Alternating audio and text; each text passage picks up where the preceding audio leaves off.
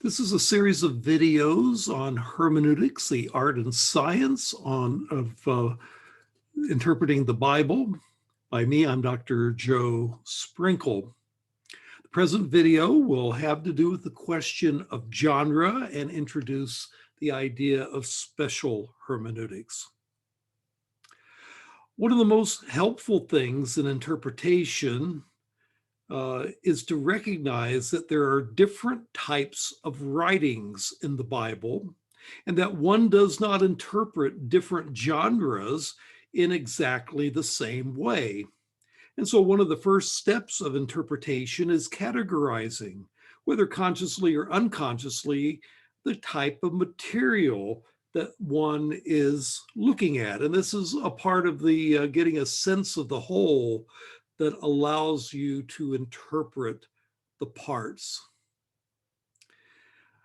The identification of genre of a text that one is reading is an important element of interpretation. So the question is, well, what is a genre? A genre can be defined as follows. A genre is a category of literary composition characterized by a particular style, form, or content. And that's, I think I took that out of Webster's Meridian Dictionary. And so in English literature, you could talk about an essay, or you could talk about a novel, or you can talk about a history writing, you could talk about poetry. And even within those, you can find subcategories. Under novel, you can find murder mysteries, romance novels, historical fiction, and that would be blending the category of history and novel, historical novel, where some parts of it are historical, some parts are fictional. But anyway, all kinds of different genres in the Bible that as there are all kinds of genres in modern literature today as well. Now, again, the purpose of looking at genre is that it does give us the sense of the whole that can help us to interpret the parts. Now, misidentifying the genre can lead to misunderstanding. Famous example is the case of the War of the Worlds. That was a radio drama that in 1938 was put on by the broadcaster by the name of Orson Welles, who wrote the script. And what he did was tell the story of, as if it were a news broadcast on a radio show in which the news would break in periodically to give you the latest updates.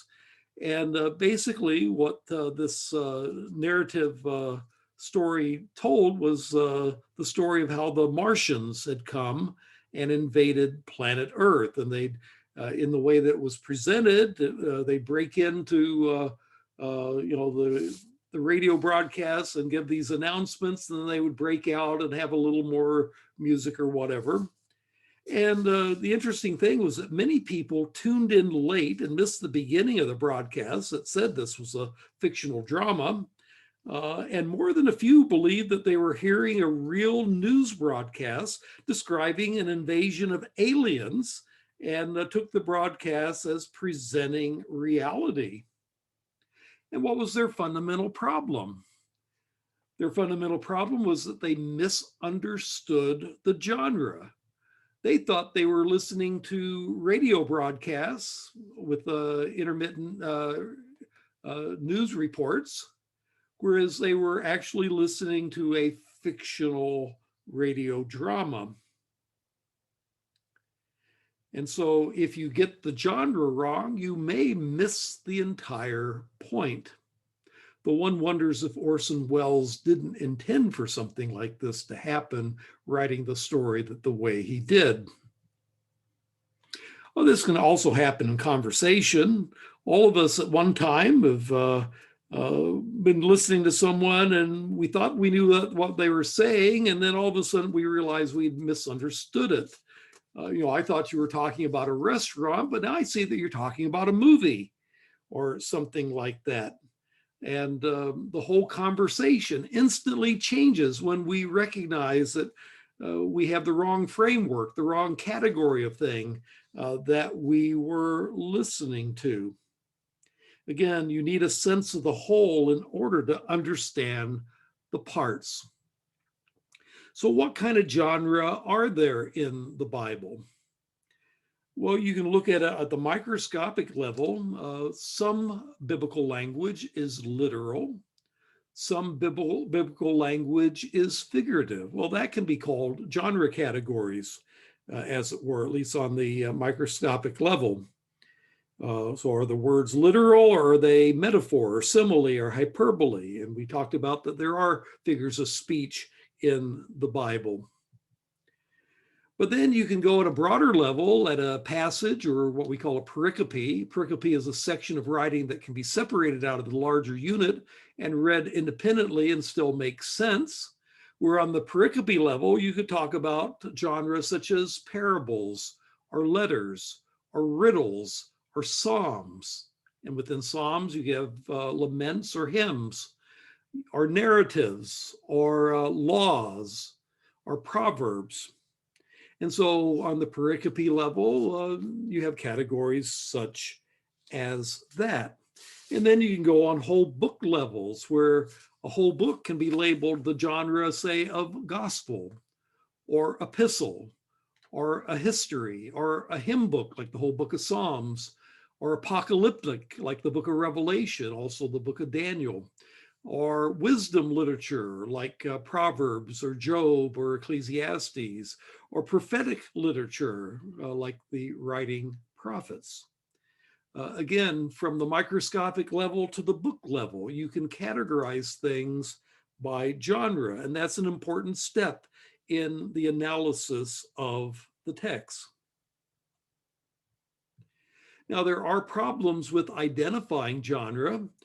Some genre are difficult, if not impossible, to define clearly. I mean, like, what is apocalyptic? What is a gospel? What makes a gospel different than a story, a history? What is midrash is another genre category that some people think they see in the Bible. Well, if it's there, what's the definition of a midrash? And scholars have split tons of ink, have spilled tons of ink, trying to give convincing definitions to such questions. And other scholars will come along and say why the definition given fails to rightly define the category. And of course, some genre categories can blur together at the edges. So you can have history writing where you try to give an account of what happened. You can have fictional writing that is just a made up story. But then you can have a blended category of historical novel that mixes in history and fiction. Or you could just have a bad historian who purports to be writing about what happened, but because it's so inaccurate, it's really fictional. And so bad history is also a blended category. And then in prophecy, some will say that prophecy and apocalyptic are rather distinct categories. Others would see prophecy and apocalyptic as overlapping categories. And again, they can blur together at the edges.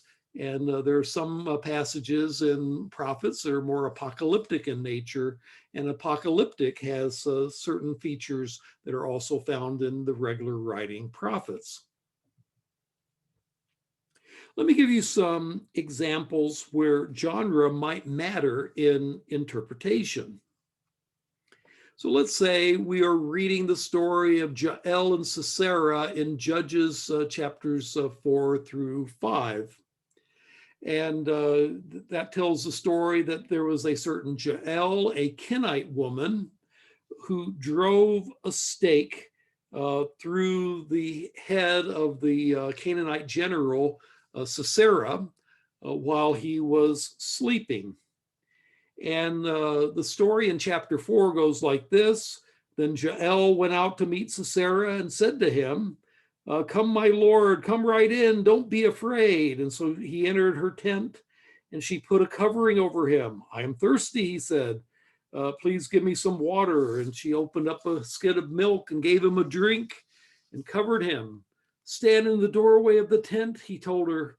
If someone comes by and asks you, is anyone here, say no. You see, Sisera had fled from the battle and was taking refuge in this Israelite woman's home, Jael.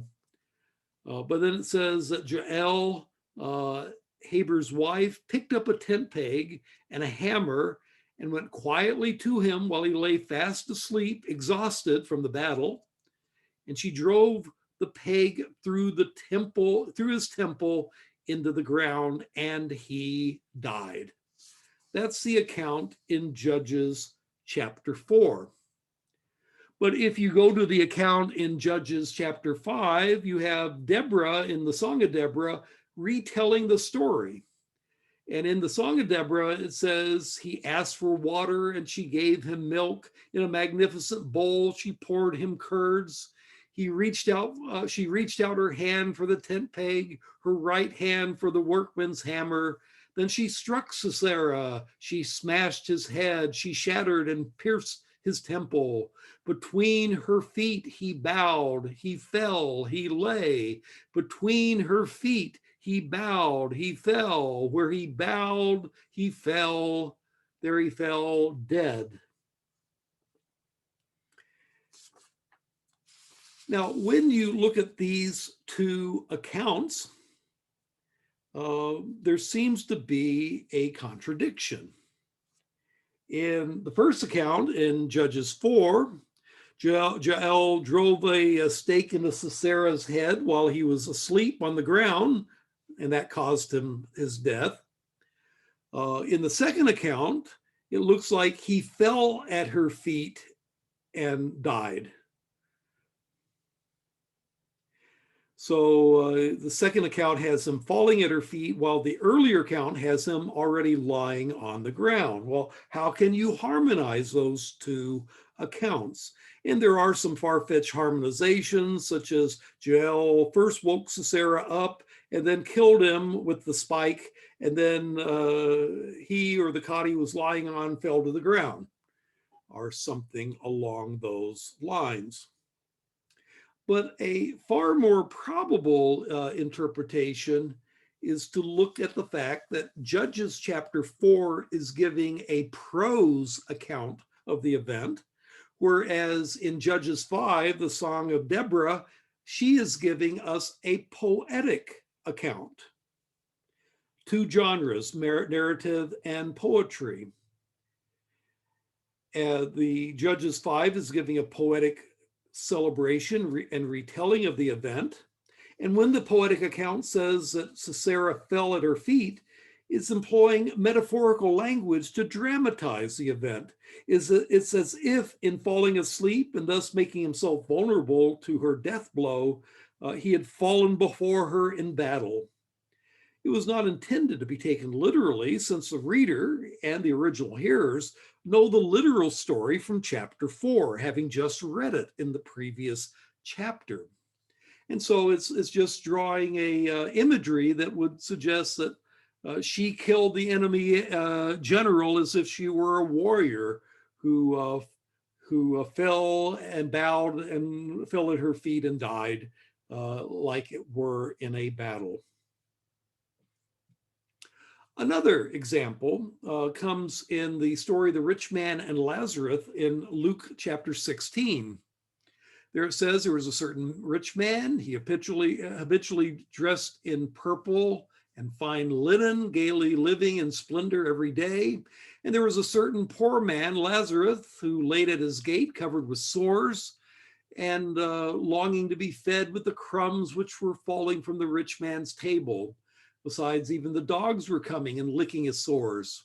Now it came about that the poor man died and was carried away by the angels to Abraham's bosom. And the rich man also died and was buried. And in Hades he lifted up his eyes, being in torment, and saw Abraham far away and Lazarus in his bosom. And he cried out and said, Father Abraham, have mercy on me. Send Lazarus that he may dip the tip of his finger in water and cool my tongue, for I am in agony in this flame.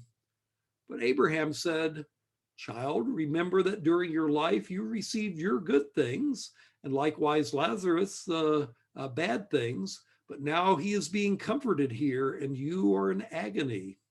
And besides all this, between us and you, there's a great chasm fixed, in order that those who wish to come over from here to you may not be able, and that none may cross over from there to us. And he said, Then I beg you, Father, send him back to my father's house, for I have 5 brothers, that he may warn them, lest they come to this place of torment. But Abraham said, They have Moses and the prophets, let them hear them. What kind of genre is this story? Well, if it's a parable, it would be one genre. If it's giving historical facts of what happened in the invisible spiritual world, it's another type of story. If it were a parable on the one hand, well, you may not want to take the precise details of the chasm and the people being on one side and the other as strictly literal. It might be literal, but it could be just a way of telling the story. But if it's giving more historical reality, well, then presumably it would be giving accurate details of what is going on in the afterlife, where in Hades, there's 2 components, one where the righteous are and the other where the wicked find themselves. And that's a question of genre. Another place where genre comes into play is the book of Job. Is the book of Job history, or is the book of Job more like a parable? Well, in favor of the book of Job being history is the fact that in Ezekiel 14 and verse 14, Job is listed along with Daniel and Noah as historical figures. And so that would suggest that Ezekiel took the story of Job to be more historical. But then the dialogues in the book of Job are all in high poetry. So when Job talks to his 3 friends, Eliphaz and Bildad and the like, each of them is talking in high poetry. And the question is, do people dialogue with each other in high poetry? And the answer, it would seem to me, is that nowhere that I've ever been do people dialogue with each other in high poetry, but that's the way that they talk in the book of Job. And so you have evidence that Job is a historical figure, but you have internal evidence in the book that everybody's talking to each other in high poetry. So what's the genre? Is it history or is it more like parable? And what I would say, here we have a poetic retelling of a historical event. In other words, even though the basics of the story may have historical basis, it has been retold in a poetical way, taking poetic license, you might say, to tell the story in a way to make it more beautiful and more memorable and more effective as a piece of literature than if you would have simply narrated it as simple history. And if that's the correct genre, a poetic retelling of a historical event, the story remains true even if the exact wording of what is put on the lips of the characters may not be historically precise, even though it no doubt would give the gist of what the characters were saying to each other. And then one last example is the book of Jonah. The events of the story seem a bit improbable, which leads some to think that it's legend or parable or fable, as it were. being swallowed by a great fish and surviving it, having a whole city repent, and having the prophet pouting at the end of the story when things turned out well, which seems odd. On the other hand, there's a good case for it being historical. Jonah was a real prophet, according to 2 Kings 14:25. Jesus speaks of Jonah as if he were a real historical figure, and that how the men of Nineveh will rise up at the resurrection because they repented at the preaching of Jonah, and yet someone greater than Jonah was among them. And so it looks like Jonah's a real historical person. And my take on this is that Jonah probably is meant as being a historical story, despite the miraculous features that the Lord put into it. And that's changes your view of the interpretation and application of it. So again, you have to identify the genre, and that's part of how you interpret the text. And then finally, I have an example that a scholar by the name of Robert Gundry did with Matthew chapter 2. The question was, is Matthew chapter 2 history, or is it another genre known as midrash? And Gundry, who wrote a commentary on Matthew, argued that Matthew's story of the Magi was really a midrash on Luke's story of the shepherds. A midrash is a genre that retells stories to make a religious or theological point. And if Matthew's using midrash, well, that would have been acceptable to his Jewish audience because that's the sort of things that the rabbis did in the beginning of the first century when Matthew wrote. And that's what Robert Gundry argued. And Gundry went on to argue that he thought that Matthew was inerrantly true, but that the genre was simply not history.